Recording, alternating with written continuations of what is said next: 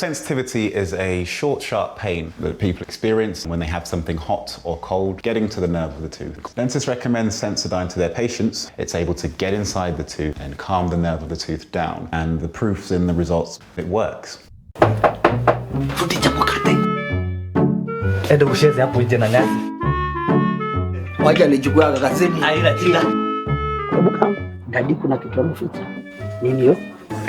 Mkate.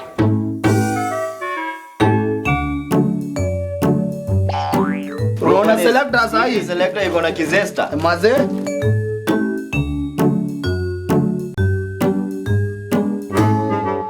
Unajua watu wengine wanaambia sasa nini? Ati mkate yote kubwa ni selector. Hapana. Selector ni selector. Selector. The difference is in the taste. And now, Selector comes with free Zesta jam for a limited period of time. I'm washing my hands and I'm sanitizing on the regular. Wash your hands with running water and soap. Or hand sanitize. Noma sana usio. Corona haina tiba, tiba ni mimi, tiba ni wewe, tiba ni sisi.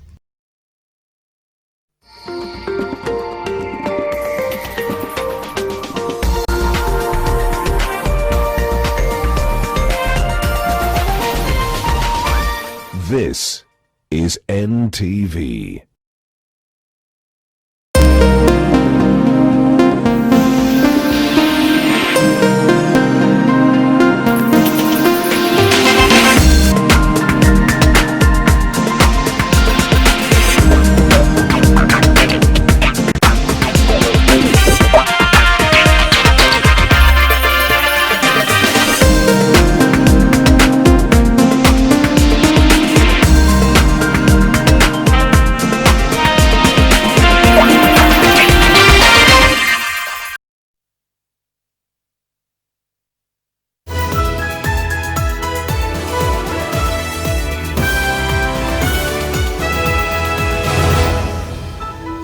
It's 19th of April, the year 2020. Trusting that your Sunday is coming along well. We're now getting used to the new normal in the country despite these COVID-19 cases, and we have global numbers and also Kenyan numbers. We'll be looking at that shortly. But first things first, let's look at the highlights. Tonight, the tumbling earth that has taken lives in West Pokot and Elgeyo Marakwet. Wale watu ambao tumedhibitisha kwamba wamepoteza maisha ni watu 4. Tuyeri tulikuja mchana kwa sababu ingekuja usiku hatujua sa watu wote wangekufa ama tungesemaje. Plus, local transmission of COVID-19 is rising, and so are the concerns. We are now worried about local transmission. Also tonight, the differing narratives on the alleged fake funeral in Homa Bay. These people traveled from Nairobi with fake documents. The person that was going to be buried in Homa Bay is different from the person that was buried on Tuesday. And the ambulance that rushed drunk youngsters from the bar to home, resuscitating an alcohol bottle but suffocating people's careers. We have taken the necessary disciplinary action on all the staff involved and implicated in this matter.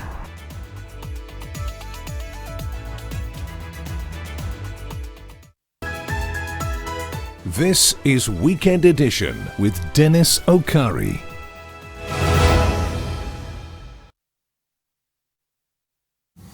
Well, thank you so much for joining us in this broadcast. Our sign language interpreter is David Angondo. And remember, you can watch us and stream YouTube, Facebook, and on Twitter. And our handle is at NTV Kenya. We start with a top story where 4 people have been confirmed dead. 28 others are missing as 4,000 people have been rendered homeless owing to a landslide in Chesagon area along the West Pokot and Elgeyo Marakwet border. The government warns that poor environmental practices like deforestation are posing a risk to lives and livelihoods. Lois Ongoi has been on the ground and now reports on the tragedy that has visited families in the border town. The rainfall experienced in Chesagon area, which sits in both West Pokot and Elgeyo Marakwet counties on Saturday evening, was heavier than usual. It came down, soaked the soils and had the earth sagging, eventually tumbling. Chesagon Trading Center was buried. Kwa sasa wale watu ambao tumedhibitisha kwamba wamepoteza maisha ni watu 4. mtu mmoja ni upande wa West Pokot, upande wa Elgeyo Marakwet ile ripoti tumepata kufikia sasa ni watu watatu ambao wamepoteza maisha yao. The magnitude of Saturday's landslide is evident. Huge rocks, trees and trucks of mud define the space that was just days ago a trading center which was built to foster peaceful relations between the Pokot and Marakwet counties. Ilikuwa ni saa 10 hivi ndio hii maneno ikaanza huko juu. Ile mtoni ndio ilianza ya saidi ya Marakwet huko, ikapita ikafurika, haya watu wakatoroka. Sasa ndio hii ikaanza. Tunasema tu kwa nyumbani, tunasema tu heri tulikuja mchana, kwa sababu ingekuja usiku hatujua watu wote wangekufa ama tungesemaje. Rescue operations are now both on the ground and in the air, with the government having dispatched foodstuff and other supplies for the affected. 2 schools, Cheptilel and Sambalat, have been designated as rescue and counseling centers. Wenye tumepaki tunakaa nje tu hivi, hakuna mahali tunaenda. Serikali mtuangalie kweli, this time mtuangalie. Tunalia kama wamama wenye wako na watoto wako nje, hakuna mahali wanalala sahi. 28 people are still missing, among them a police officer, according to the government spokesman Cyrus Oguna. Chesagon Police Post was also on the path of the trembling earth and was buried. Fortunately, 8 police officers were rescued alive. Security personnel and members of the community rescued 23 people during the day's operation. The disaster has rendered 493 households homeless, 315 West Pokot and 143 in Elgeyo Marakwet. These comprise of about 4,000 people. The big problem here is deforestation and forest degradation. These are 2 issues, and we have seen this all the way even in Embabut. The Embabut area, if you look at it, there's been so much degradation. So if we were to restore that, we will actually not have these problems along the valley. This is an issue that we are willing to take up as legislators to make sure that we enable the relevant government ministry in the environment and forestry to ensure that they can exchange land, compensate all the residents in this government. Political leaders from the region arrived to offer support and guidance.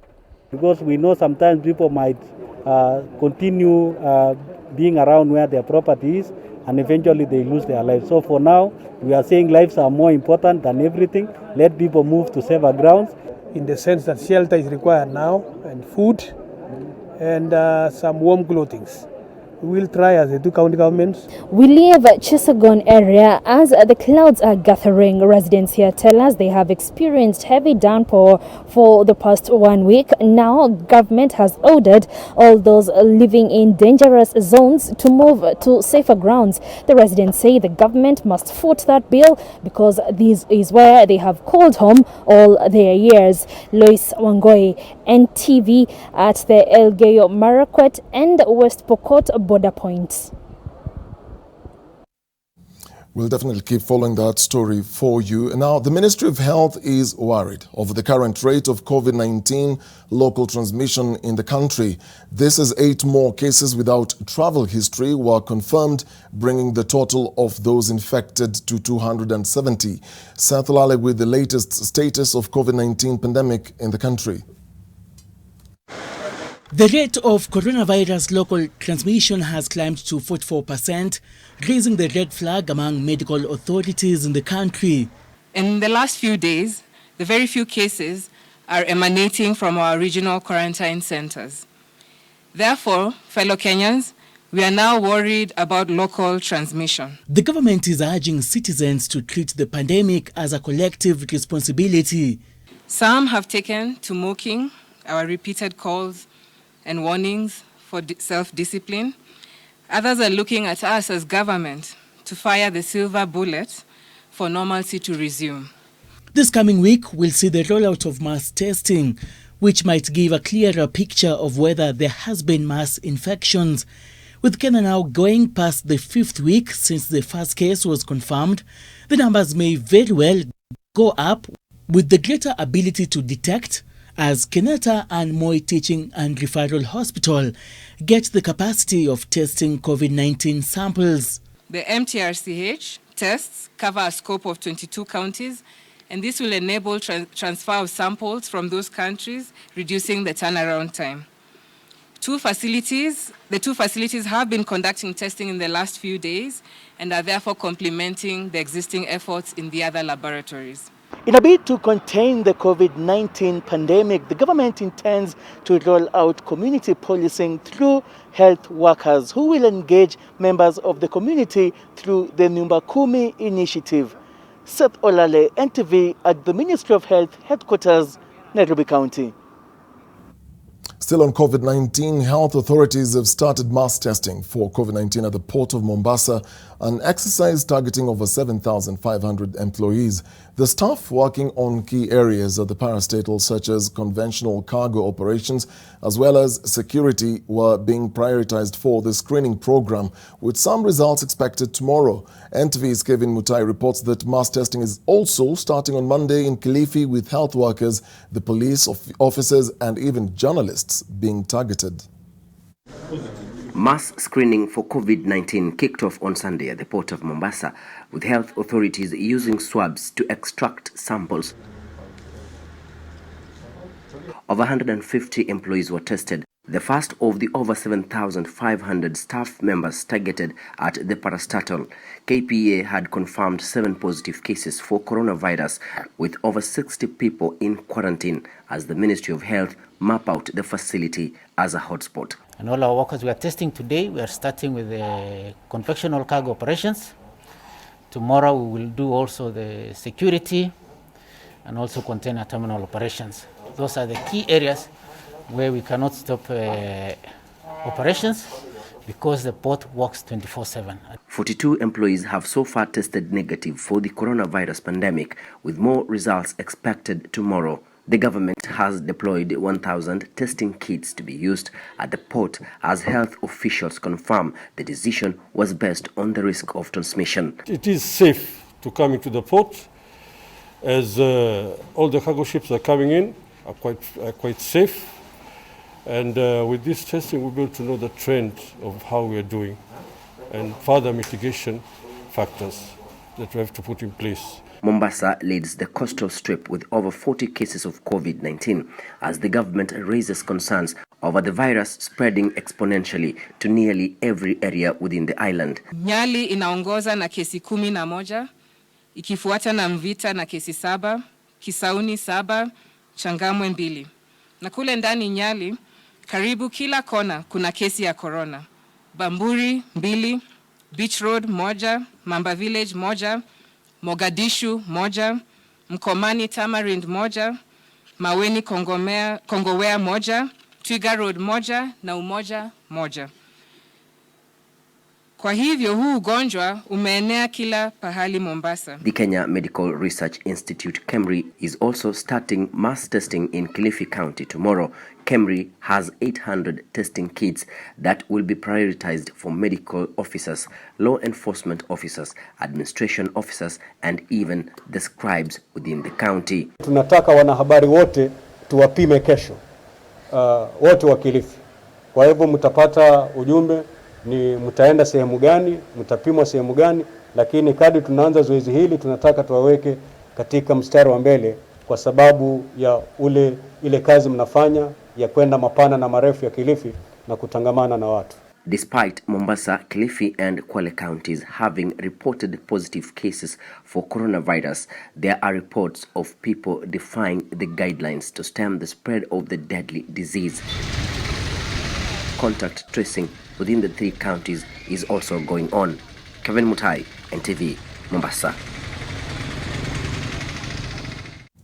Now, to a story that really disturbed many people. Some details have emerged of an alleged fake funeral by a family headed to Homa Bay that could discredit what the government had said yesterday.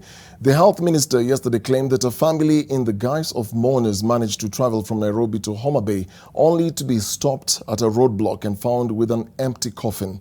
Surveillance has since been intensified along all Homa Bay County entry points, screening and sanitizing people, as NTV's Bernardo Juang reports. Well, health officers in Homa Bay County are currently in a rush to look for people who might have come into contact with a 26-year-old driver who tested positive for coronavirus yesterday. This is a Trodi Trading Center along Rongo Homa Bay Highway. It is one of Homa Bay County's main entry points. Here, everyone who was entering or leaving the county through PSV vehicles or on foot was screened and sanitized. And those who were found without face masks were not only denied entry but arrested as well. Inafaa tu wale ambao wako kwenye road block ambao inatoka Nairobi kuingia kila sehemu ambayo ilikataliwa, wazuilie ili watu wasiweze kuingia ili iweze kueneza hii ugonjwa. Wazuilie kabisa, hata kama ni mtu aina gani asiingie aweze kuleta hii ugonjwa. Homa Bay County Commissioner David Kipkemei said a team of medical officers are trying to trace everyone who attended a funeral on Tuesday night at a home in Seka Kamser village in Rachuonyo North Sub-County, where the patient drove to, adding that everyone from the said home where the alleged burial was taking place has been ordered not to leave the compound. These people traveled from Nairobi with fake documents and an empty coffin, which was extremely very bad. And unfortunately, one of them tested positive, as the minister has announced. The rest are still in quarantine, maybe for another 14 days, and then they will be retested.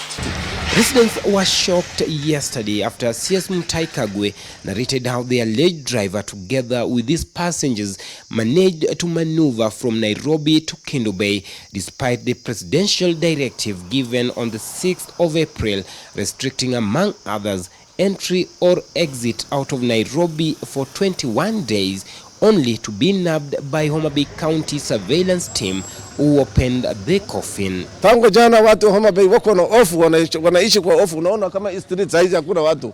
Wakahazi wa Homa Bay yote wametoroka. Watoto wote wametoroka, watu wote wameenda mashambani, biashara wamefifia. Sisi tunalaumu watu wale ambao wanakalia roadblock yote. Kwa vile kila mahali saizi iko vizuizi, gari inafanya inspection, kila kitu naangaliwa. Je, hii watu imepenya namna gani mpaka wamefika hadi Homa Bay, county ya Homa Bay? Sasa tunaomba serikali achunge na sisi vizuri, aweke roadblock kila pahali, wenye wanaendesha gari kwenda Nairobi, hata hizi malori waangalie kabisa. Juu wao watu ndio wanaweka watu wengine hata ndani ya hizo lori wanafika hapa na ugonjwa. Surprisingly, yesterday evening, 12 people who are members of a family from Homa Bay County were quarantined at Homa Bay, Kenya Medical Training College. As we talk right now, we have arrested 12 people, 6 adults and 6 children, coming from Nairobi with the same trick. They have a letter purporting that they were given from County Command of Nairobi, and they were given an authority to attend a burial here in Homa Bay. We have rounded them up. They are now in the KMTC quarantined. The driver is currently isolated at Malela Dispensary, while other 30 are currently quarantined at Homa Bay KMTC. Bernardo Juang, NTV. Now, you know, the health CS yesterday, in his update, expressed his disgust at the news of the family that was arrested in Homa Bay. And he actually said that the governor of Homa Bay, who is Cyprian Awiti, informed him in the morning of a group of people who had traveled from Nairobi in a private vehicle, pretending they were attending a funeral, fully equipped with an empty coffin to illustrate they were mourners. And now, a member of one of the families accused of pretending to be mourners who traveled from Nairobi to Homa Bay with that empty coffin has reached out to NTV to dispute the allegations. He agrees that the family traveled with an empty coffin, but says it was for genuine reasons and an actual burial for their loved one. This is part of his side of the story. The reported case of the positive driver is not true. Being a brother, I was informed of the case because I knew of the travel of my brother to Homa Bay. The story that was reported yesterday was mixed up with another story that took place on Tuesday. The vehicle that was mentioned came from Nairobi, Dandora, on 18th at 5 a.m. and the government can confirm this with their CCTV. This vehicle is KCD 290F, which left Nairobi yesterday. In fact, there are two vehicles that left Nairobi. There was one that carried an empty coffin. There was another one that carried some passengers. Now, the person that was going to be buried in Homa Bay is different from the person that was buried on Tuesday. The person that was reported was a female, but the person that was going to be buried is a male called Milton Obote. Milton Obote had been admitted in Kenyatta. Then the family decided to take him home to try other means where he passed on. The family on this side decided to collect funds to take the coffin to the mortuary and take the body home. That is the true story, which is contrary to the story that was printed yesterday. I would like to request the governor of Homa Bay to get a clear record of which exact vehicle traveled on Tuesday 14th, buried on 16th, and which driver tested positive. In fact, I can confirm that I have the contacts of the said driver, and I talked with him in the morning today, and he told me, he narrated to me what transpired. Whether he's positive or not, that is up to the government and him. With me, he told me he is in a dispensary called Malela, where he is isolated. This is totally different from the KMTC, where my brother is. If my brother is positive, then what is his wife doing in Dandora? Which means the wife should also be positive. Number two, the people that live in that plot also should be positive or should be quarantined. So I'm wondering, the wife has not been called, the wife has not been picked, but the media there outside, everybody is saying the vehicle that carried the coffin is where the driver tested positive. But then also he was arrested at noon. The result was announced almost the same time, around 3. Homa Bay has no capacity to test COVID-19 cases.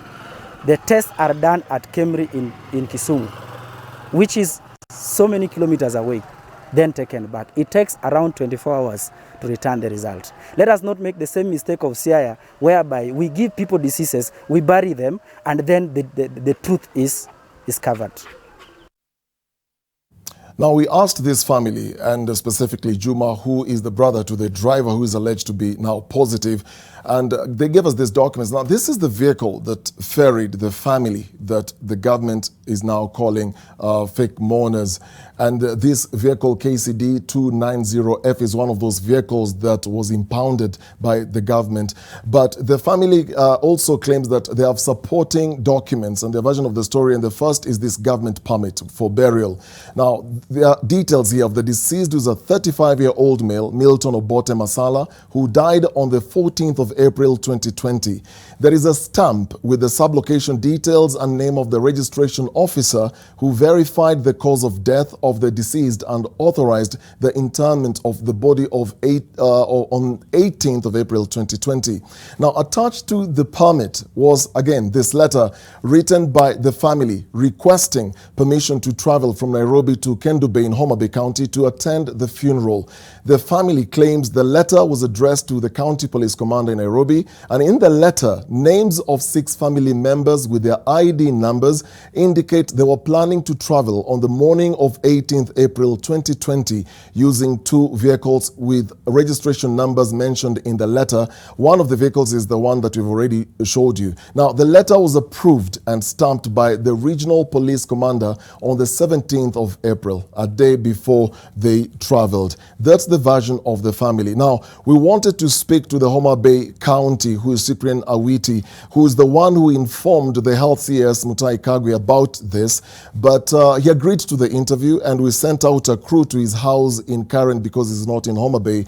And a few minutes to airing this broadcast, he turned our crew away and declined to give us an interview to just speak to us about these details that are now emerging over what the family is saying and what the county verified and what information they relayed to their health CS. So we'll keep following that, but at the moment we have no governor to speak to, who is Cyprian Awiti, who is in his home in Karen.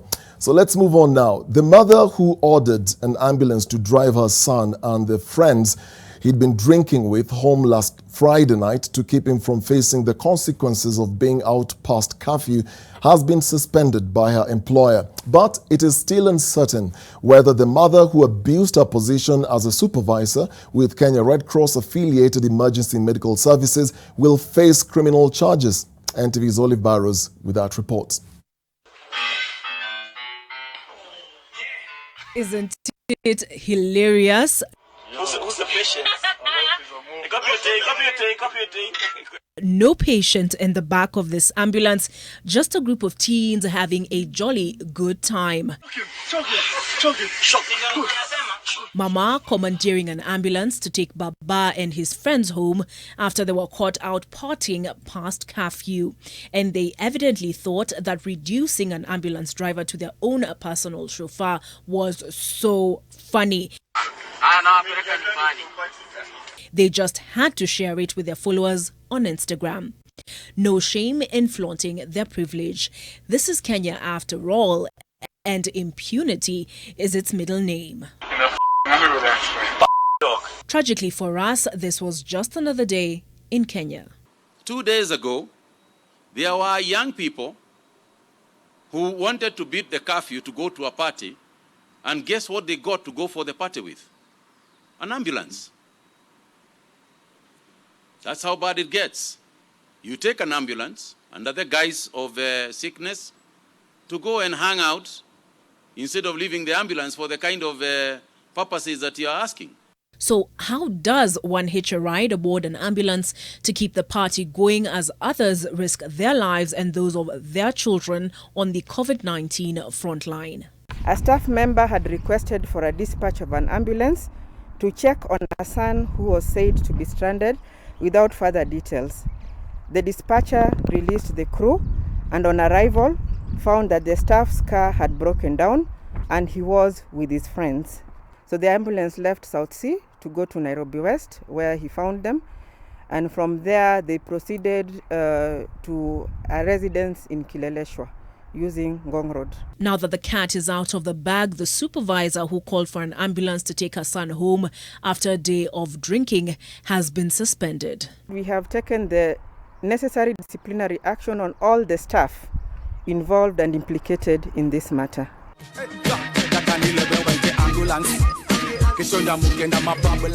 But for people who only wear seatbelts for the benefit of police and form WhatsApp groups to avoid alcohol blue roadblocks, it's all fun and games. And with a projected 28,000 lives on the line, will Kenya close ranks against an external aggressor or wage battle with itself to its own undoing? This is not a time for cat and mouse games. Olive Barrows, NTV. COVIDiots indeed. And this also speaks of bad parenting, I guess. On that note, let's take a break as I grab a glass of water. See you in a short bit.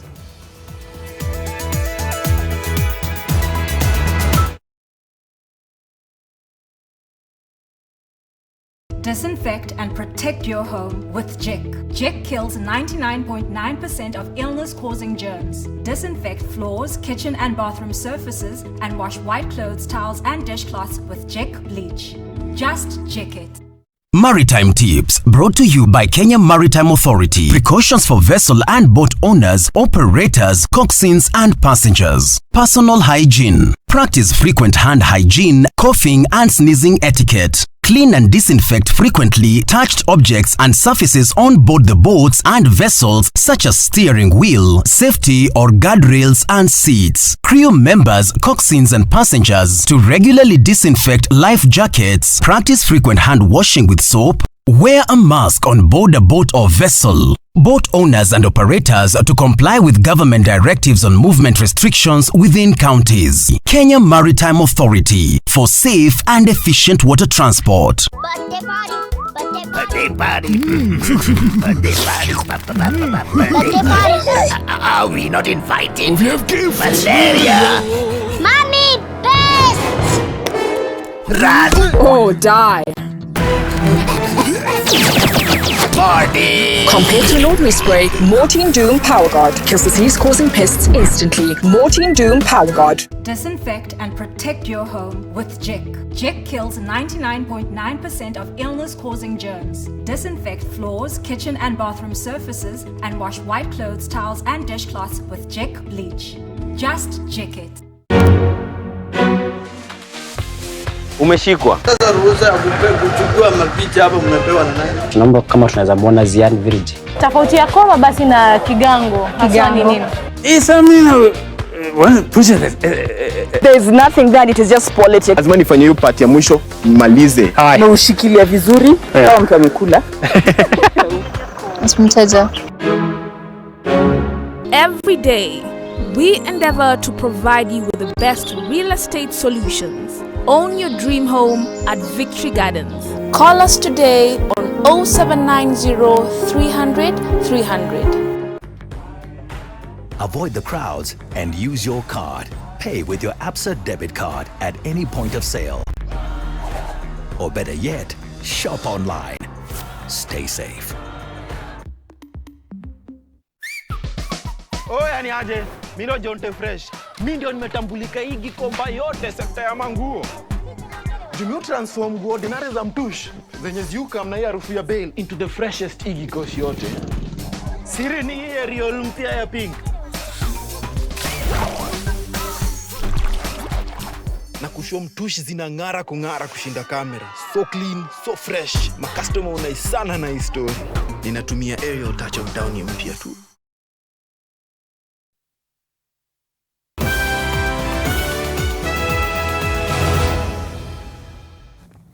Now, welcome back. A quick look at some interesting statistics. And 78% of Kenyans are worried that many Kenyans may have COVID-19, but are not aware that they have it. Now, this is according to a poll conducted by InfoTrack Research and Consulting between the 30th of March and the 2nd of April of this year. The report also indicates that more Kenyans trust information on the pandemic coming from Health CS Mutahi Kagwe than when it is delivered by President Uhuru Kenyatta. Now let's look at some of this data from the 831 respondents in 24 counties. Very, very interesting. And the first ones, we're going to look at those who are worried. Now, 78% say that many may have it, but they actually don't know it. 76% say that they're not making ends meet should pandemic persist. They don't feel that they're going to make it. 73% feel like there's not enough hospital beds to curb large-scale pandemic. 76% feel there's not enough resources to curb large-scale pandemic. That's what they're so worried about, and those are the percentages right there. Now, if we look at something else here about mental health and psychosocial well-being, 82% actually feel they're very, very anxious and very, very stressed. 60% feel confined and trapped in their homes. 65% feel very, very confused. 38% of those who are asked this question say they're having a hard time sleeping at night and struggling with insomnia. 46% of them are feeling helpless. They don't feel like there is anything that is going on for them. So that's what they're actually feeling, very, very helpless. Now, looking at now the trust issues. Now, this is where it becomes very, very interesting because a number of them feel, and this is 87%, feel that Health CS Mutahi Kagwe is doing a good job and they feel like they can trust him. Now, 85% they trust President Uhuru Kenyatta, with 82% looking for TV and the information that we are also giving out. 77% are trusting radio and 70% are trusting governors and county officials. Now, those are the ones that, those are the numbers there where Kenyans feel like they trust a lot on the pandemic information and how it's being gathered. Now, let's go straight to some other statistics here. Now, Kenyans and COVID-19, who is doing an excellent job here? Now, for President Uhuru Kenyatta, they feel he's doing an excellent job. Health workers are also doing an excellent job. The Ministry of Health and CS Mutai Kagwe and the other officials are also doing a brilliant job. And then, of course, the media is also doing an excellent job. So this group here is doing things okay. Now, let's go to another group here where Kenyans feel are doing an average job. Now, we have at least 5 groups here. The religious organizations Kenyans feel are doing an average job. Ministry of Interior, led by CS, then there's the government spokesman right there. We have county governments right there, and also the private sector, KEPSA. People feel this group is doing an average job. Now, we want to go to, again, still on the same polls, what Kenyans are feeling, and now those who feel that the groups that Kenyans feel have done a very, very poor job at what they are doing in terms of COVID-19, they are feeling the judiciary is letting them down, is doing a very, very poor job. They feel the police service is also doing a very poor job. Parliament, the National Assembly and the Senate, they are feeling they are doing a very, very poor job at managing and information sharing of COVID-19. Now, from those statistics and the polls by InfoTrack Research. Now, let's go to another story here where in the streets of Mwea town, Embu County, Sarah Wanjiku, who is deaf and communicates through sign language, has heard the call to help. Wanjiku is using her skill to make face masks for the poor and vulnerable people in order to protect themselves from being infected with the novel coronavirus. Rozongoi has more details.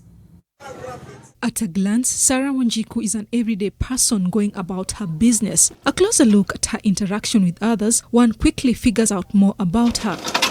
Sarah has had a hearing impairment since birth. It is through a translator that we get to learn more about Sarah, who works as a tailor in the streets of Mwea, Kirinyaga County. Despite her situation, she has decided to use her skills and make face masks. She is busy making masks to help protect thousands from coronavirus. She usually uses scraps of cloth and makes unique pieces of face masks for a good cause. You can see that I'm a very happy deaf woman today because you're supporting the people living with disability. I don't sina pesa mingi ya kununua. When I make the masks and then the material is over, I get a profit and then I go and buy another material. These masks are not only assisting in protection of people from coronavirus, but also serve as a means of livelihood for Sarah. If I would get supported more and more and make more masks for the community, it will be okay. And her greatest satisfaction is a job well done and customers appreciate her services. Rozongoi, NTV.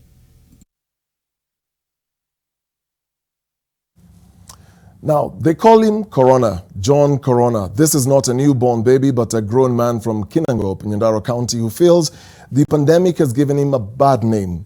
For residents of Kinangop in Nyandarua County, Corona has lived among them since the 1980s, entertaining them with his music. Sharon Baranga reports. 60-year-old John Wanyoike, popularly known as Corona, is a resident of Njabini Township, Kinangop in Nyandarua County. He is an artist, and in 1980, he coined a name that will be his trademark, Corona.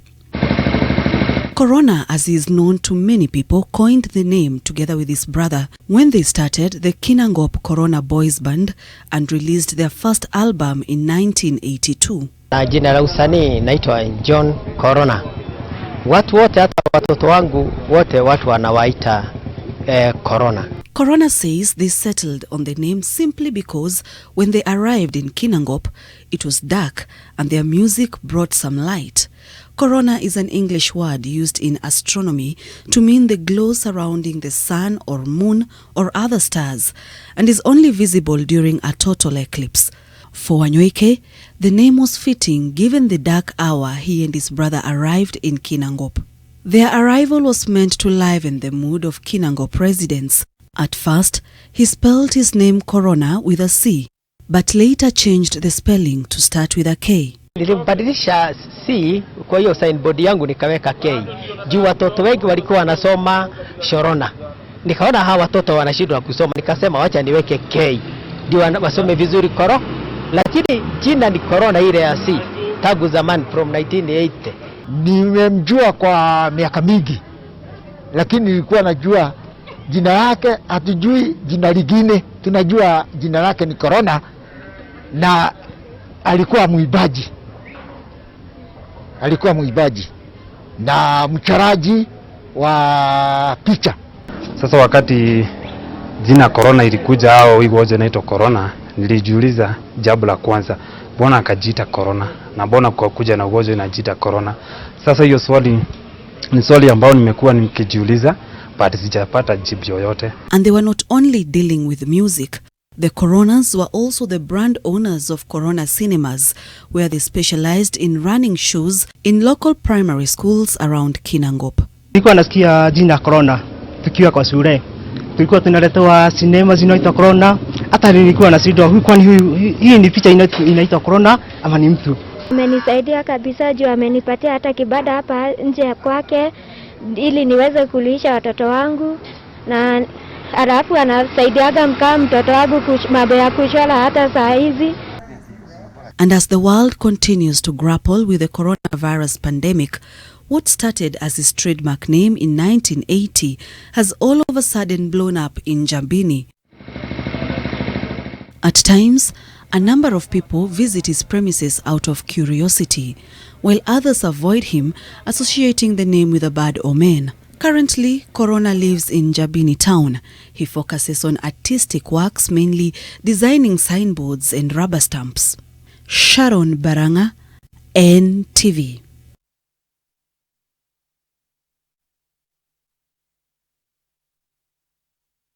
Well, as the gentleman struggles there with that name Corona, in India, there are twins who are born and the parents decided to name them Corona and the other COVID-19. Also in Israel, they are struggling because the businesses and restaurants that are also called Corona, and there's a beverage that is also known to be called Corona. It's going to be interesting to see how they're going to run them. Now, let's move on now. Supremacy battles between Nairobi County Governor Mike Sonko and Nairobi Metropolitan Service NMS Director General Mohammed Badi so far has left NMS without resources to fund the county functions that were transferred to the national government.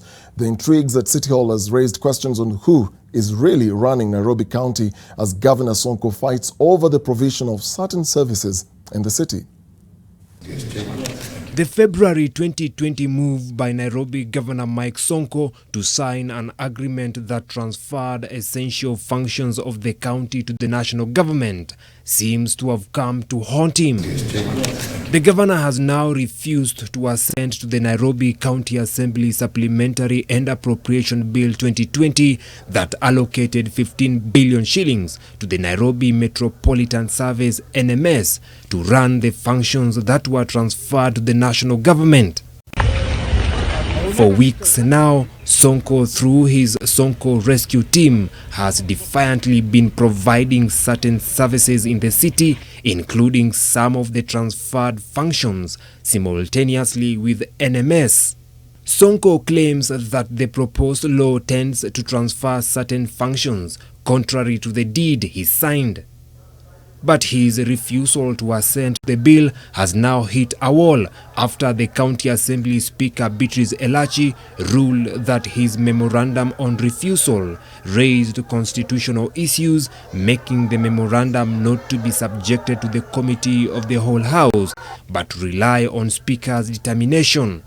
Elachi directed the bill be returned to the governor for assent, as it was originally passed by the House. The governor now has a window of 7 days to do so. After the 7 days elapse, the bill will automatically become law to give NMS lifeline.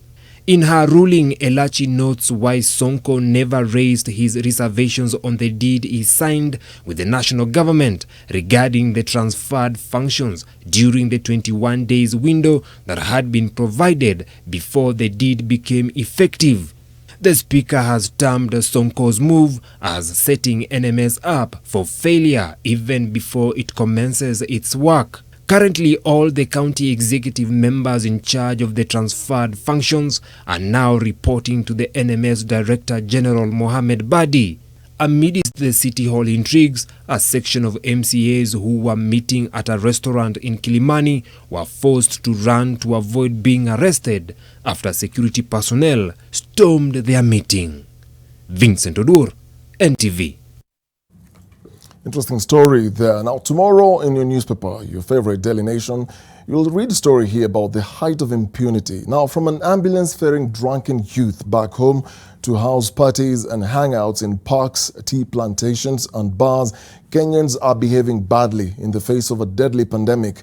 Read in the Daily Nation tomorrow how reckless youth are giving security and health officials a headache.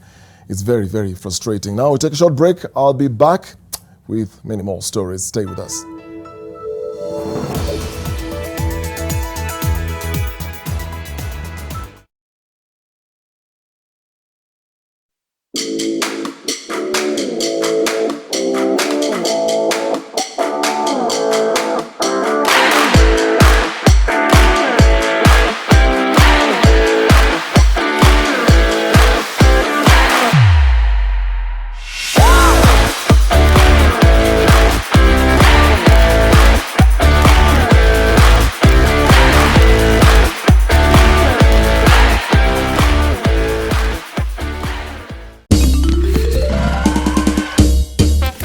Sona moja imetengenezwa kwa njia spesheli ili kupambana na maumivu kwa haraka. Sona moja ina aspirin kama kiungo. Sona moja, kitulizo kamili. Maumivu yakizidi, pata ushauri wa daktari. Sensitivity is a short, sharp pain that people experience when they have something hot or cold getting to the nerve of the tooth, causing that discomfort. If the sensitivity is left alone, it may get worse. Dentists recommend Sensodyne to their patients. It's able to get inside the tooth and calm the nerve of the tooth down. And the proof's in the results. It works. Umeshikwa. Sasa ruhusa ya kuchukua mapicha hapa mmepewa na nani? Tunaomba kama tunaweza muona Zian Virgin. Tofauti ya koba basi na kigango. Hasa ni nini? There is nothing that, it is just politics. Lazima nifanye hiyo part ya mwisho nimalize. Na ushikilia vizuri kama mtu amekula. Mteja. Every day, we endeavor to provide you with the best real estate solutions. Own your dream home at Victory Gardens. Call us today on 0790 300 300. Why is food security so important now? And why does it matter for smallholder farmers?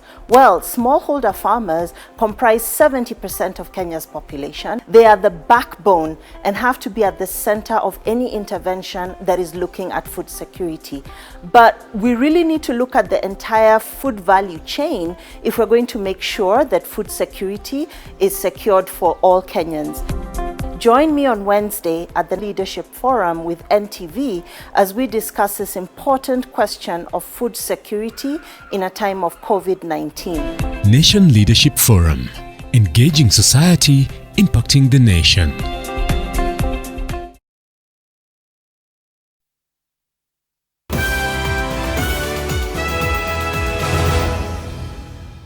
Karibu tena. Now, the Ministry of Labour and Social Protection is set to pay out more than 9.2 billion shillings from tomorrow to 1.1 million vulnerable cash transfer beneficiaries under the Inua Jamii program. Part of the money is the arrears that ought to have been disbursed in the months of January and February. Alex Mwangi reports on the modalities of the cash transfer. 8.8 billion shillings is set to be paid to beneficiaries enrolled in the cash transfer program for senior citizens in society. In addition, $500 million shillings will be released to clear arrears owed to persons living with severe disabilities under the cash transfer program. The money to be paid out to 1.1 million cash transfer beneficiaries has already been wired to the 4 banks contracted to pay them. The banks are Kenya Commercial Bank, Equity Bank, Cooperative Bank and Post Bank. Each of the beneficiaries will receive 8,000 shillings for the months of January and February and March and April. The funds will help mitigate against the effects of the COVID-19 pandemic. A beneficiary is allowed to withdraw all or part of the amount at any time within a 6-month period. The beneficiaries have been advised not to rush to banks on Monday so as to avoid crowding at the payment points in light of the need to observe physical distancing. They've also been asked to make use of the mobile banking platforms available. The cash transfer to the vulnerable comes as the government grapples with delays in payments to private enterprise in the form of pending bills to suppliers as well as VAT refunds. Delayed payments from government at the national level and the county level have been the cause of misery for many entrepreneurs and businessmen.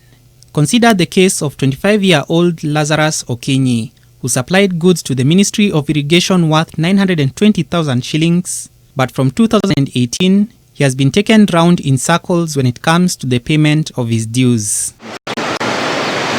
Okenyi represents a microcosm of the tough situation that the government has put those eagerly waiting for payments, with delays being the norm rather than the exception. In some instances, failure to receive payment has caused small and medium enterprises to fold up owing to severe cash flow challenges. Alex Mwangi, NTV. Kenya continues to heavily rely on imported sugar to meet the high demand of the sweetener, with imports increasing by 88% in February this year compared to a similar period last year, as dwindling production of cane and closure of several state-owned mills continues to persist. Kenyans will have to settle for imports to sweeten their palates. Lillian Carey reports. Kenya continues to be sluggish in resolving the issues ailing the sugar sector, such as huge debts prompted by mismanagement, use of obsolete milling technology, poor compensation of farmers, and low cane production. As a result, countries such as Uganda continue to benefit as they eat into the local market, exporting over 10,000 tons of sugar into the country last month.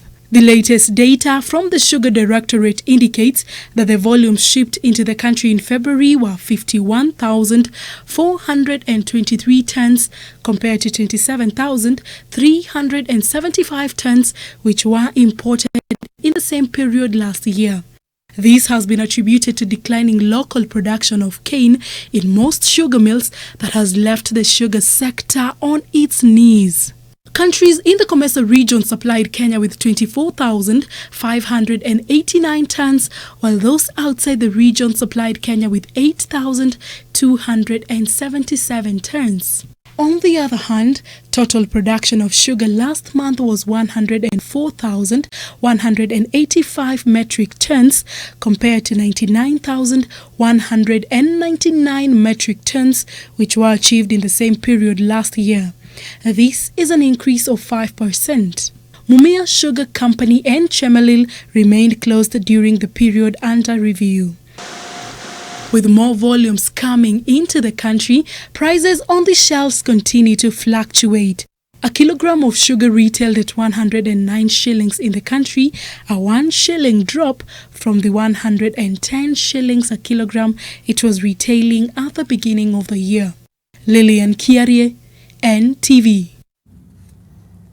Now, tomorrow on Business Daily, you'll be getting an interesting story there. Just a look at how banks are managing a number of things and directives, and the banks are holding 47 billion shillings worth of payouts as regulators differ on how to treat the situation. Now, the Central Bank of Kenya and the Capital Markets Authority have issued conflicting directives on how companies should pay dividends. Now, this follows the freeze on annual general meetings and has caused confusion over how bank shareholders will share profits in the wake of coronavirus restrictions. For this and more, get tomorrow's copy of the Business Daily.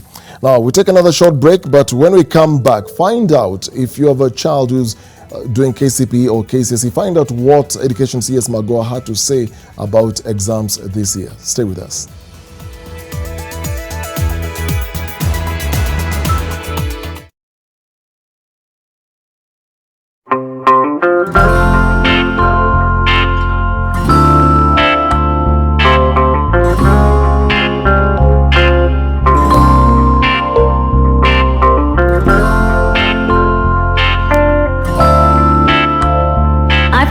The world-famous Molfix and saw the difference. Let's see how absorbent Molfix is. Molfix, thanks to its ultra-absorbent particles, can keep more liquid than the other diaper brand, so you can use it comfortably all day long. All babies deserve a high-quality diaper. You should also try Molfix.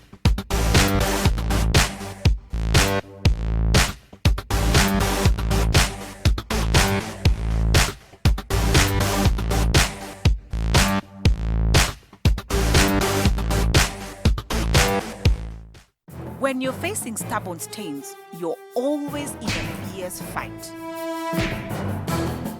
Clean Soft kicks out stains kimateki.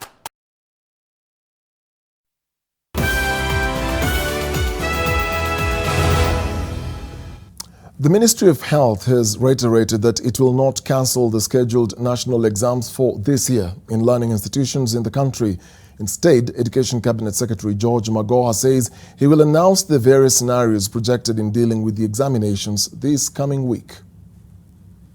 Government has not pronounced itself that the exam will be postponed.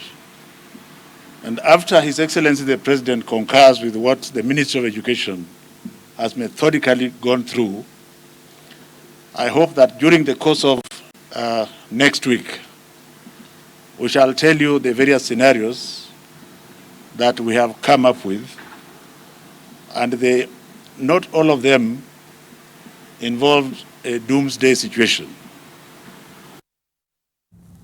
So if you have someone who was a candidate for KCP or KCE, so now waiting for this coming week to see what pronouncements will come from the Education CAS, Magoha there. Now, Kilifi Governor Amason Kingi has heeded the call of a woman who had given birth to quadruplets but could not afford to take care of them. This comes after NTV highlighted the family's plight. The governor has promised to build in Mishi Kitsau a home after a house was swept away by rains late last year. He says a contractor has already been identified and the construction is to begin immediately and get done in 10 days. The family is also set to have shopping done for them as well as receiving capital to start a business. Hospitali ya Kilifi kwamba kwa sababu yule mama hana kwa kwenda wasimtoe kwa sasa, wamwache pale kwa siku 10 zaidi ili tutumie siku hizi 10 kuhakikisha kwamba ile nyumba imekamilika. We have 8 minutes to go to the top of the hour, that is 10 p.m. When we come back, your day's sports news. Stay with us.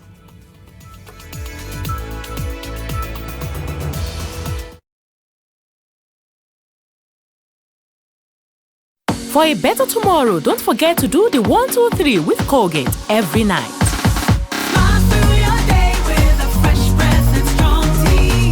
Have you shared your bongo points with someone who needs them? Remember to help a friend or anyone in need to buy food using your bongo points.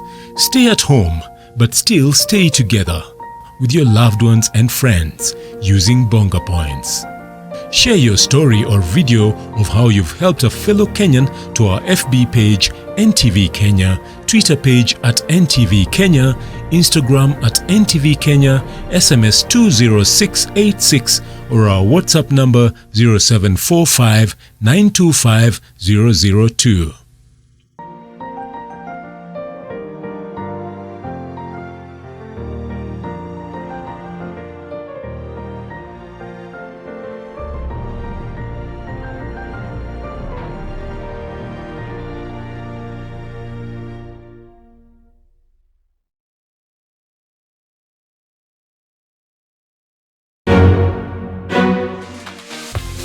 Umeshikwa. Sasa ruhusa ya kuchukua mapicha hapa mmepewa na nani? Tunaomba kama tunaweza muona Zian Virgin. Tofauti ya Koma basi na Kigango hasa ni nini?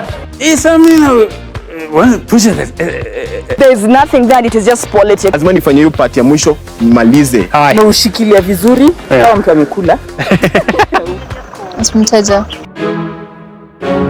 Every day, we endeavor to provide you with the best real estate solutions. Own your dream home at Victory Gardens. Call us today on 0790 300 300.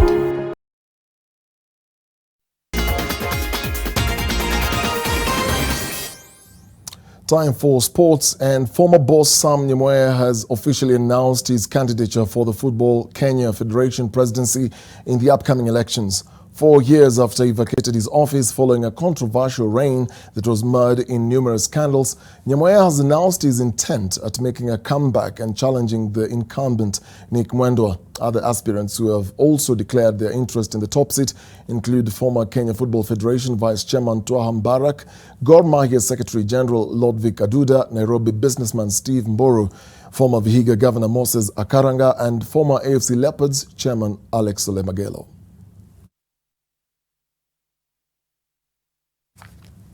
Liverpool star Mohamed Salah has donated thousands of tons of food and fresh meat to families in his hometown of Nagrig in Egypt.